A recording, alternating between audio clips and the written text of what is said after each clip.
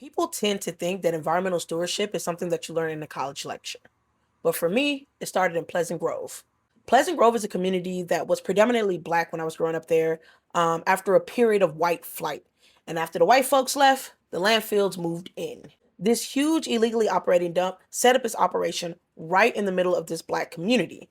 And during that time, my great grandparents actually purchased their home during the height of this ecological disaster. Imagine noise pollution day and night. Constant 18 wheelers rolling through your neighborhood. And it just stank. It absolutely just stank. Living right next door to this illegally operating dump was horrendous for residents there. And then one year, it caught on fire and it burned for weeks.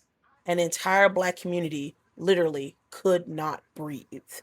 And over the years, residents have been asking for help from the city, and the city ignored them until finally Judge Barefoot Sanders heard the case and immediately ruled that the city of Dallas was liable for allowing this illegal dump to operate within its vicinities in this black community.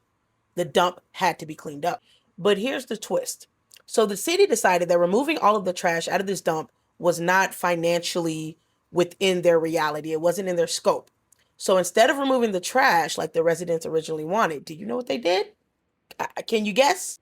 They actually covered all of the trash with dirt, put down some seeds, and the Trinity River Audubon Nature Preserve grew on top of the trash.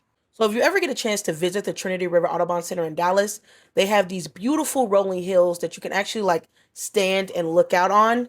And underneath those beautiful hills, decomposing trash. And this decomposing trash is releasing methane. So they had to literally build a tank there so that they could burn this methane off as the trash decomposed underneath this preserve in this predominantly black community. So when people ask me why I teach environmental science, why I center environmental justice, why I center black and brown kids, I tell them it's because environmental stewardship isn't something a university handed me. It came from my culture.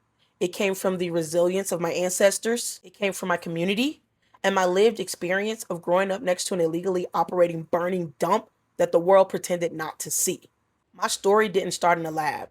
It started in Pleasant Grove. That's why I work so hard to make sure that the next generation knows that caring for the earth means caring for the communities that were never cared for.